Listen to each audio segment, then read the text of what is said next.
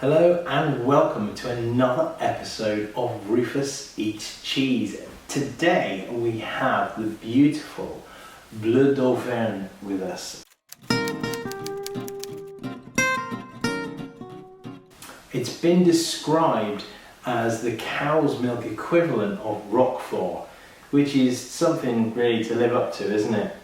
It's a beautiful looking cheese. It received its AOC certification, its protection in 1975.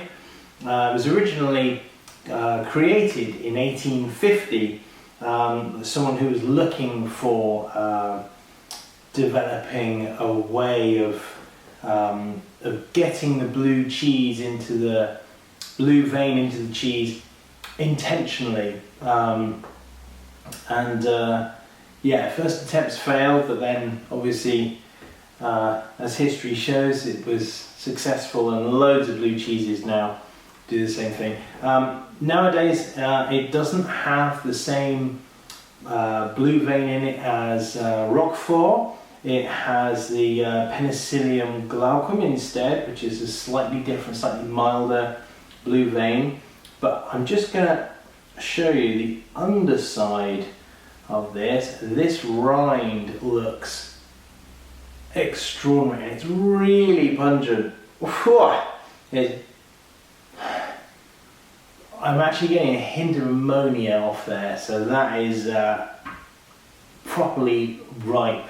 The cheese itself is actually only matured for about 4 weeks, so it's surprising that you get such a pungent rind off it.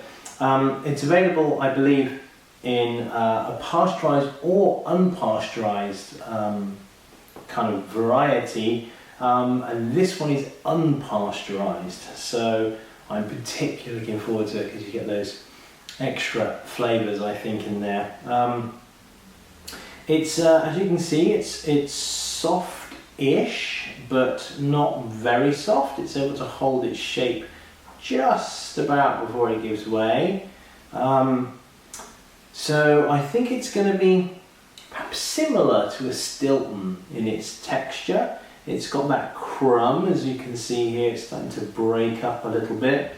Apparently this cheese is also available in the artisan version, where you would buy it as a beautiful piece of cheese to eat, and it's also available for food production. So a lot of blue cheese sauces and things that you buy are actually made with this cheese because they make it available in different amounts and quantities. It's no good if you're industrially producing 200,000 litres of blue cheese dressing that you go and buy them this size. So I think they make them in a different way for food manufacturing.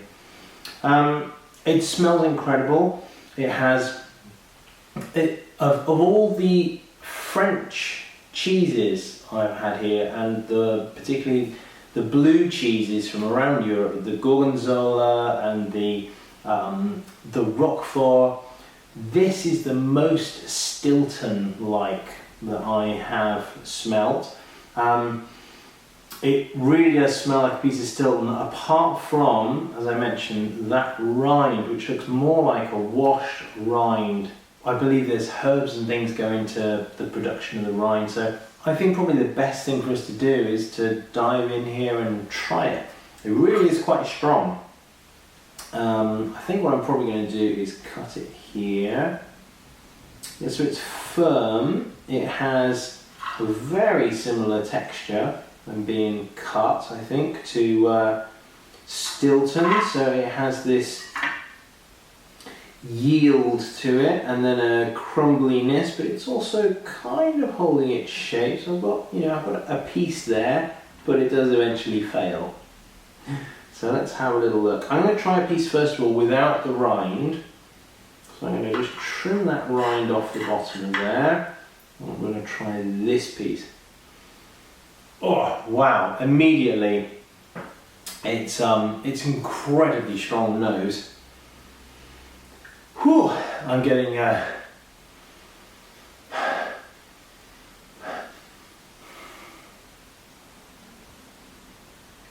there's some butteriness, some really rich dairy sense to it.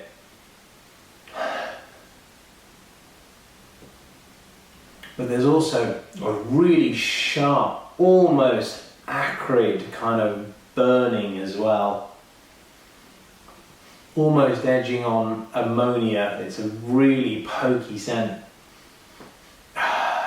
But as we know with cheese, you can't always go on the nose, so let's try it. It has a slightly buttery colour compared with something like Roquefort, so let's give it a try.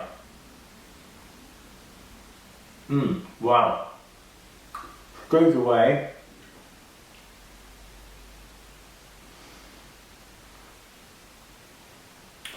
there's that rich saltiness, almost of a yeast extract kind of level, like marmitey saltiness and richness.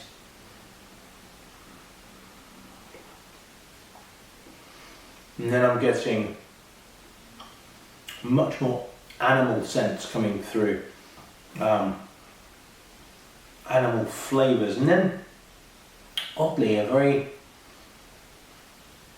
light nuttiness, almost a cashew kind of flavour.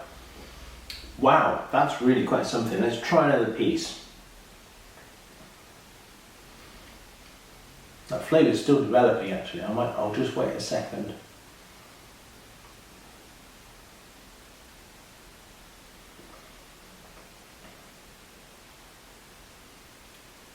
It's delicious. I would not say it was anything like Roquefort in any way at all. It's like a Stilton gone feral.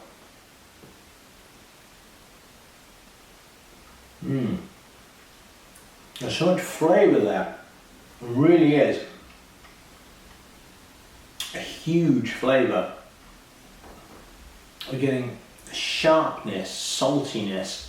We're getting these very strong kind of creamy nuttiness. A lot of farmyard going on in there as well. I'd say definitely more butteriness than any kind of lactic notes. There's nothing really fresh or very yogurty about it, I don't think. Wow, that really takes your face off. That's pokey. Let's have another piece. Let's give this another go. A nice piece here. Let's come off. Oh, wow. It's really strong. There's a piece of rind around the edge of here, so I'm going to try this with the rind and we'll see how we get on.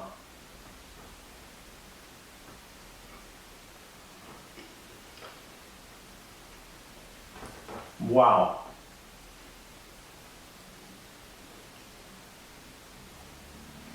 Okay, incredibly strong. The rind almost mellows out some of those other flavours, but then I'm getting almost a spiciness afterwards, a pepperiness. It's not like chili, it's more like just a tingle. Much more of those nutty, woodlandy, mushroomy, truffly kind of notes going on as well. That's a really complex cheese. A lot of blue cheeses I find quite easy to describe, and this seems to have everything though. Actually now I'm starting to get some slightly fresher dairy notes. But again, they're now changing. I'm getting a much stronger note of the mould coming through really quite late. Wow. That is a very strong and rather pokey cheese. If you're not sure if you like blue cheese, I wouldn't try this as your first blue cheese. The Bleu de Basque was beautiful. The one we tried, there's a video up here for that. The Bleu de Basque had very lovely subtle notes of blue, just a little bit of punctuation. It was so perfectly balanced. This screams blue in your face. This makes Stilton look like Philadelphia. It really is pokey. I'm going to have another piece. I'm going to give it a try.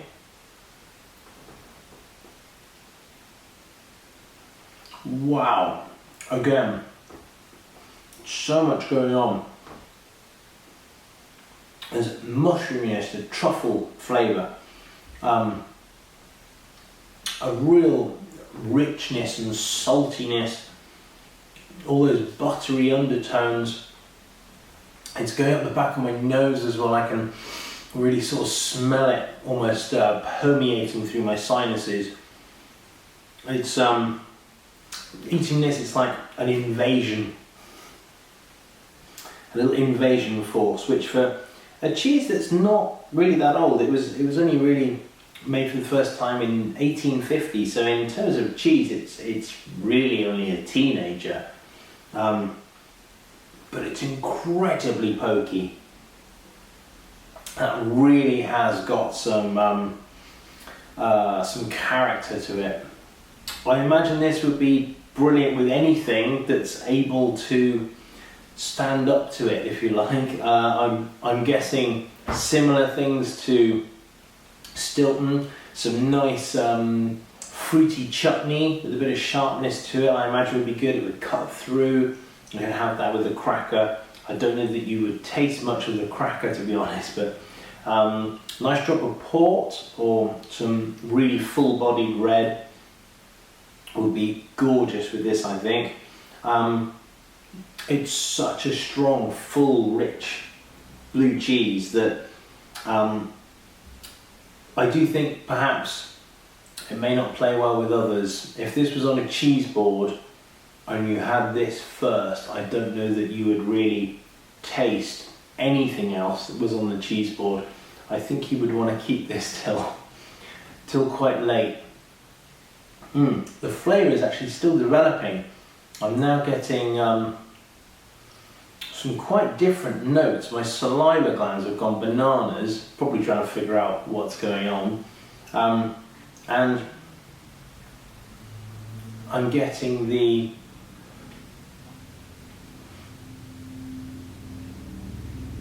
truffliness has come back, but it's much more gentle. It's almost like a mushroom soup rather than biting into a truffle that you just wrestled off a pig. And the blue note's still definitely there. The blue notes really are quite pokey. I read that the Penicillium glaucum that's in this is supposed to be much more gentle than the Penicillium roqueforti, but I honestly don't know if that's the case. Certainly to my taste buds, this is way up there beyond the strongest Stiltons I've ever had. I've had some quite mature Stilton before that, you know, makes you kind of take a breath before you try it. This is a seriously pokey piece of cheese. However, I would also add, I do have the end of the cheese. So obviously this would have been, actually I would guess it was probably the bottom of the cheese, so it probably sat like that, around this way. There's something right at the beginning, and I don't quite get time to identify it. I think it's part of those truffly notes. It seems to come in very early and sort of say hello, and then it gets lost in this massive flood of flavour. Actually speaking at the same time, I'm getting a bit of air circulating. I guess some of it's then travelling up through to the old olfactory, but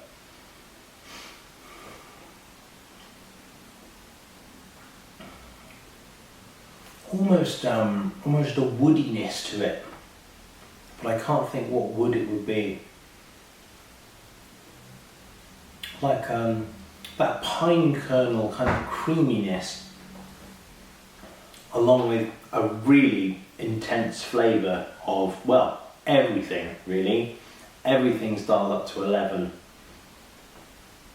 This is a pretty magnificent cheese, but I would say, my little caveat for this is that you do need to be a cheese lover, particularly a blue cheese lover, to try this.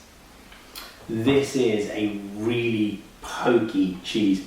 I can actually feel it kind of going into my lungs, like the vapour from it. It's really, really pungent.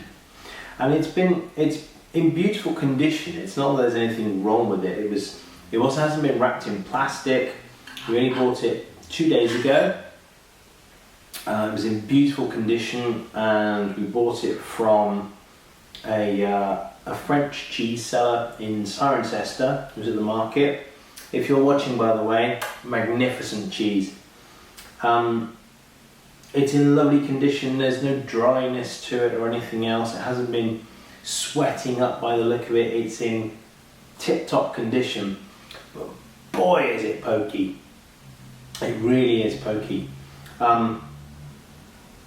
If you can find it, this is a great cheese to try. If you're not sure if you like blue cheese, you might want to ask a blue cheese loving friend to get some and try a bit of theirs. I wouldn't start, if you're unsure about whether you like blue cheese, I would not start with this one. If you've had Bleu d'Auvergne before and you have some comments, please let me know in the comment section down below. I would love to know what you think of this. Or if you tried a blue cheese that's stronger than this, that has, that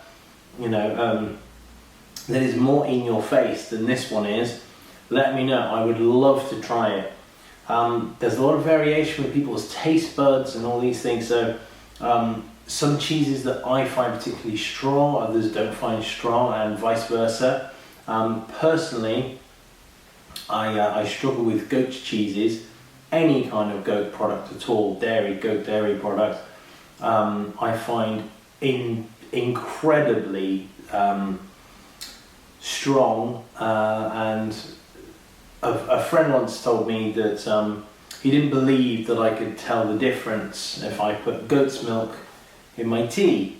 And I said, no, I can tell the difference if you put goat's milk in your tea from the other side of the room.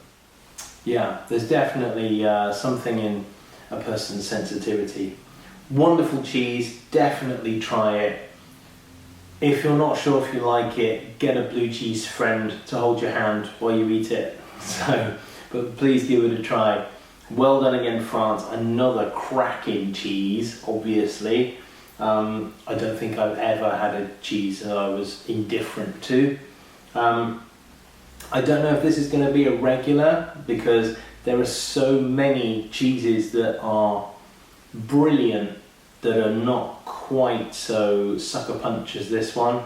But perhaps with some port, maybe some nice onion chutney, this would be magnificent, I think. Please like, share, comment and subscribe and hit the bell. And I will see you next time.